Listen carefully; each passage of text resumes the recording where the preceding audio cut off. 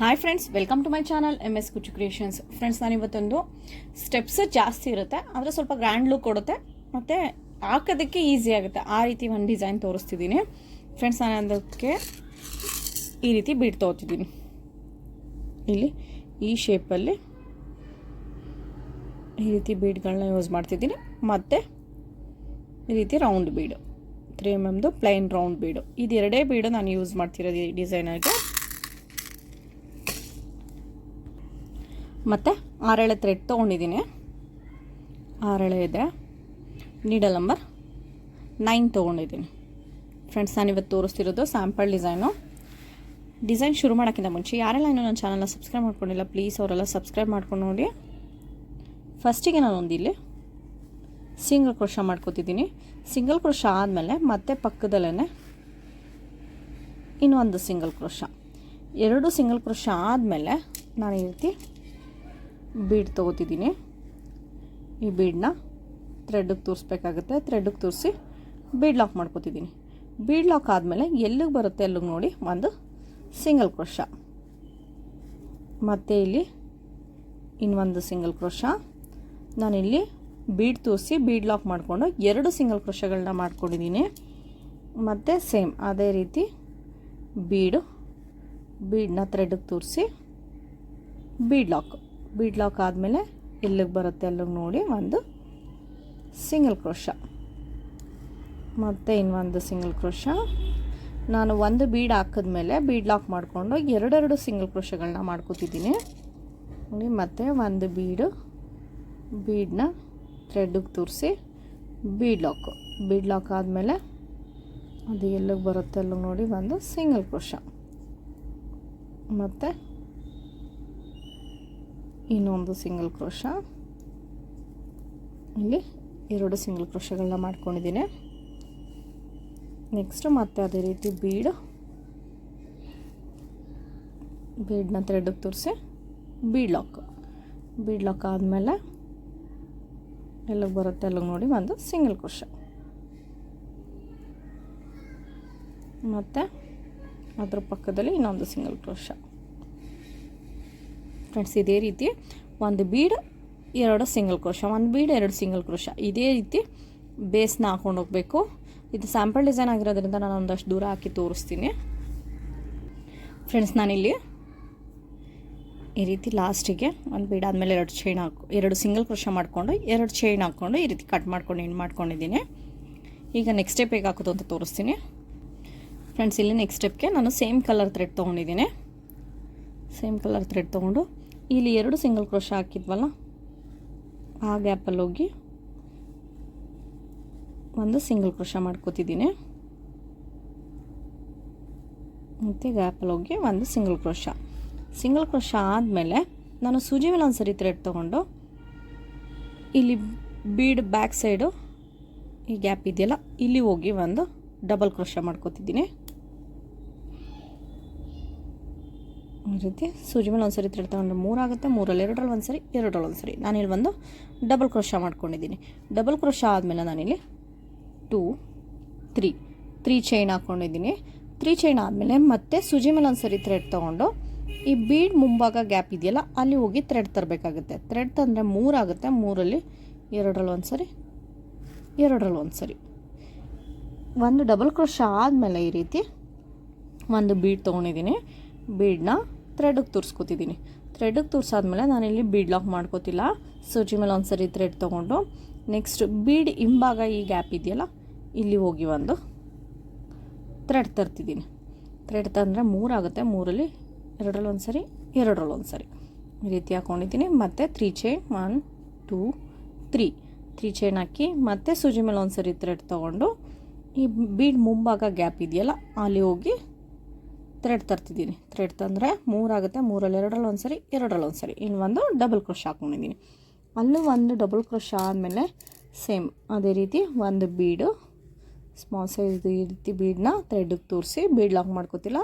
ಸೂಜಿ ಮೇಲೆ ಒಂದು ಸರಿ ಥ್ರೆಡ್ ತೊಗೊಂಡು ಬೀಡ್ ಹಿಂಭಾಗ ಈ ಗ್ಯಾಪಲ್ಲಿ ಹೋಗಿ ಥ್ರೆಡ್ ತಂದರೆ 3 ಆಗುತ್ತೆ. 3ರಲ್ಲಿ 2ರಲ್ಲಿ ಒಂದು ಸರಿ, 2ರಲ್ಲಿ ಒಂದು ಸರಿ. ಇನ್ನೊಂದು ಡಬಲ್ ಕ್ರೋಶ ಮತ್ತು 3 ಚೈನ್ ಹಾಕಿ ಮತ್ತು ಬೀಡ್ ಮುಂಭಾಗ ಹೋಗಿ ಒಂದು ಡಬಲ್ ಕ್ರೋಶ ಮಾಡ್ಕೋತೀನಿ ಫ್ರೆಂಡ್ಸ್. ಈ ರೀತಿ ಬೀಡಿಂದ ಬೀಡ್ ಮುಂಭಾಗ ಎರಡು ಸೈಡೂ ಒಂದು ಡಬಲ್ ಕ್ರೋಶ ಮಾಡ್ಕೋಬೇಕಾಗುತ್ತೆ, ಒಂದೊಂದು ಬೀಡ್ ಸೇರಿಸಿ ಈ ರೀತಿ ಹಾಕೊಂಡು ಹೋಗಬೇಕು. ನಾನು ಸೆಕೆಂಡ್ ಸ್ಟೆಪ್ನ ಇದೇ ರೀತಿ ಕಂಟಿನ್ಯೂ ಮಾಡ್ತೀನಿ ಫ್ರೆಂಡ್ಸ್. ಈ ರೀತಿ ಮುಗ್ದಿದೆ ಸೆಕೆಂಡ್ ಸ್ಟೆಪ್ಪು. ಡಬಲ್ ಕ್ರೋಶ ಏನು ಹಾಕಿದ್ದೀವಿ ಸೆಕೆಂಡ್ ಸ್ಟೆಪ್ಪಲ್ಲಿ ಒಂದೊಂದು ಬೀಡ್ ಸೇರಿಸ್ಕೊಂಡು ಅದು ಈ ರೀತಿ ಕಂಪ್ಲೀಟ್ ಆಗಿದೆ.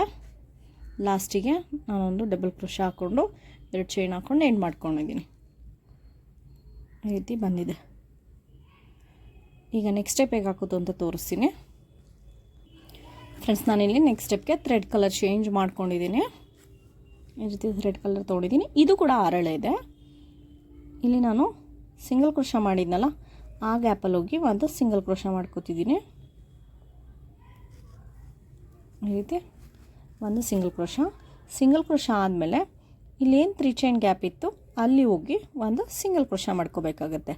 ಇಲ್ಲೂ ಒಂದು ಸಿಂಗಲ್ ಕ್ರೋಶ ಆದಮೇಲೆ ನಾನಿಲ್ಲಿ 2 ಚೈನ್ ಮಾಡ್ಕೋತಿದ್ದೀನಿ.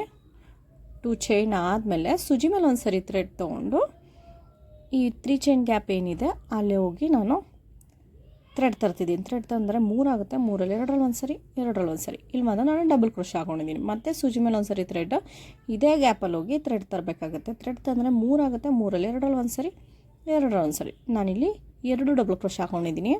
ಫಸ್ಟ್ ಸ್ಟಾರ್ಟಿಂಗು 2 ಚೈನ್ ಹಾಕ್ಕೊಂಡಿದ್ದೀವಲ್ಲ ಅದು ಕೂಡ ಒಂದು ಡಬಲ್ ಕ್ರೋಶ ಅಂತ ಕನ್ಸಿಡರ್ ಮಾಡಿಕೊಂಡ್ರೆ 3 ಡಬಲ್ ಕ್ರೋಶಗಳಾಗುತ್ತೆ. ನಾನಿಲ್ಲಿ 3 ಡಬಲ್ ಕ್ರೋಶಗಳಾದಮೇಲೆ ನಾನಿಲ್ಲಿ 1 2 3 3 ಚೈನ್ ಹಾಕೋತಿದ್ದೀನಿ. 3 ಚೈನ್ ಆದಮೇಲೆ ಸೂಜಿ ಮೇಲೆ ಒಂದು ಸರಿ ಥ್ರೆಡ್ ತೊಗೊಂಡು ನೆಕ್ಸ್ಟ್ 3 ಚೈನ್ ಗ್ಯಾಪ್ ಇದೆಯಲ್ಲ ಅಲ್ಲಿ ಹೋಗಿ ಥ್ರೆಡ್ ತರ್ತಿದ್ದೀನಿ. ಥ್ರೆಡ್ ತಂದರೆ 3 ಆಗುತ್ತೆ, 3ರಲ್ಲಿ 2ರಲ್ಲಿ ಒಂದು ಸರಿ, 2ರಲ್ಲಿ ಒಂದು ಸರಿ. ಇಲ್ಲೂ ಕೂಡ ನಾನು ಒಂದು ಡಬಲ್ ಕ್ರೋಶ ಹಾಕ್ಕೊಂಡಿದ್ದೀನಿ. ಒಂದು ಡಬಲ್ ಕ್ರೋಶ ಆದಮೇಲೆ ಮತ್ತೆ ಇನ್ನೊಂದು ಡಬಲ್ ಕ್ರೋಶ, ಮತ್ತು ಇನ್ನೊಂದು ಡಬಲ್ ಕ್ರೋಶ. ಇಲ್ಲಿ ನಾನು ಒಟ್ಟು 3 ಡಬಲ್ ಕ್ರೋಶಗಳನ್ನ ಹಾಕ್ಕೊಂಡಿದ್ದೀನಿ. 3 ಡಬಲ್ ಕ್ರೋಶ ಆದಮೇಲೆ ಮತ್ತೆ 3 ಚೈನ್ ಹಾಕ್ಕೊಂಡು ಮತ್ತೆ ಸೂಜಿ ಮೇಲೆ ಥ್ರೆಡ್ ತೊಗೊಂಡು ಇಲ್ಲೂ ಕೂಡ ಹೋಗಿ 3 ಚೈನ್ ಗ್ಯಾಪ್ ಏನಿದೆ ಅಲ್ಲಿ ಥ್ರೆಡ್ ತರಬೇಕಾಗುತ್ತೆ. ಥ್ರೆಡ್ ತಂದರೆ 3 ಆಗುತ್ತೆ, 3ರಲ್ಲಿ 2ರಲ್ಲಿ ಒಂದು ಸರಿ, 2ರಲ್ಲಿ ಒಂದು ಸರಿ. ಇದರಲ್ಲೂ ಕೂಡ ನಾನು 3 ಡಬಲ್ ಕ್ರೋಶಗಳನ್ನ ಫಿಲ್ ಮಾಡ್ಕೋತಿದ್ದೀನಿ. ಈ ರೀತಿ 3 ಡಬಲ್ ಕ್ರೋಶ ಫ್ರೆಂಡ್ಸ್. ಇದೇ ರೀತಿ ಥರ್ಡ್ ಸ್ಟೆಪ್ಪು ಕೂಡ ಕಂಟಿನ್ಯೂ ಮಾಡ್ಕೋತೀನಿ. ಇಷ್ಟೇ 3 double crochet 3 chain, 3 double crochet 3 chain ಅಷ್ಟೇ ಫ್ರೆಂಡ್ಸ್. ಇಲ್ಲಿ ಈ ಸ್ಟೆಪ್ಪು ಕೂಡ ಮುಗ್ದಿದೆ. ಎಂಥ ಸ್ಟೆಪ್ ಹಾಕ್ಕೊಂಡಿದ್ದೀವಿ ಅದು 3 double crochet 3 chain, 3 double crochet 3 chain ಹಾಕಿ ಮುಗ್ದಿದೆ. ಲಾಸ್ಟಿಗೆ ಈ ರೀತಿ 3 ಡಬಲ್ ಕ್ರೋಶ ಆದಮೇಲೆ 2 ಚೈನ್ ಹಾಕ್ಕೊಂಡು ಎಂಡ್ ಮಾಡ್ಕೊಂಡಿದ್ದೀನಿ. ಈಗ ಇದ್ರ ಮೇಲ್ಗಡೆ ನೆಕ್ಸ್ಟ್ ಸ್ಟೆಪ್ ಹೇಗೆ ಹಾಕೋದು ಅಂತ ತೋರಿಸ್ತೀನಿ ಫ್ರೆಂಡ್ಸ್. ನಾನಿಲ್ಲಿ ನೆಕ್ಸ್ಟ್ ಸ್ಟೆಪ್ಗೆ ಥ್ರೆಡ್ ಕಲರ್ ಚೇಂಜ್ ಮಾಡ್ಕೊಂಡಿದ್ದೀನಿ. ಇದು ಕೂಡ 6 ಎಳೆ ಇದೆ. ಫಸ್ಟಿಗೆ ನಾನಿಲ್ಲಿ 2 ಚೈನ್ ಹಾಕಿದ್ವಲ್ಲ ಆ ಗ್ಯಾಪಲ್ಲಿ ಹೋಗಿ ಒಂದು ಸಿಂಗಲ್ ಕ್ರೋಶ ಮಾಡ್ಕೋತಿದ್ದೀನಿ. ಒಂದು ಸಿಂಗಲ್ ಕ್ರೋಶ ಆದಮೇಲೆ ನಾನು ಸೂಜಿ ಮೇಲೆ ಒಂದು ಸರಿ ಥ್ರೆಡ್ ತೊಗೊಂಡು ಈ 3 ಚೈನ್ ಇತ್ತಲ್ಲ ಆ ಗ್ಯಾಪಲ್ಲಿ ಹೋಗಿ ಥ್ರೆಡ್ ತರ್ತಿದ್ದೀನಿ. ಥ್ರೆಡ್ ತಂದರೆ 3 ಆಗುತ್ತೆ, 3ರಲ್ಲಿ 2ರಲ್ಲಿ ಒಂದು ಸರಿ, 2ರಲ್ಲಿ ಒಂದು ಸರಿ. ಇಲ್ಲಿ ಒಂದು ನಾನು ಡಬಲ್ ಕ್ರೋಶ ಹಾಕ್ಕೊಂಡಿದ್ದೀನಿ. ಮತ್ತು ಸೂಜಿ ಮೇಲೆ ಒಂದು ಸರಿ ಥ್ರೆಡ್ ತೊಗೊಂಡು ಸೇಮ್ ಅದೇ ಜಾಗದಲ್ಲಿ ಹೋಗಿ ಥ್ರೆಡ್ ತಂದರೆ 3 ಆಗುತ್ತೆ, 3ರಲ್ಲಿ 2ರಲ್ಲಿ ಒಂದು ಸರಿ, 2ರಲ್ಲಿ ಒಂದು ಸರಿ. ಇಲ್ಲಿ ನಾನು ಡಬಲ್ ಕ್ರೋಶನ ಫಿಲ್ ಮಾಡ್ಕೊಂಡು ಹೋಗ್ತಿದ್ದೀನಿ. ಇಲ್ಲಿ 2 ಡಬಲ್ ಕ್ರೋಶಗಳಾಗಿದೆ. 3 4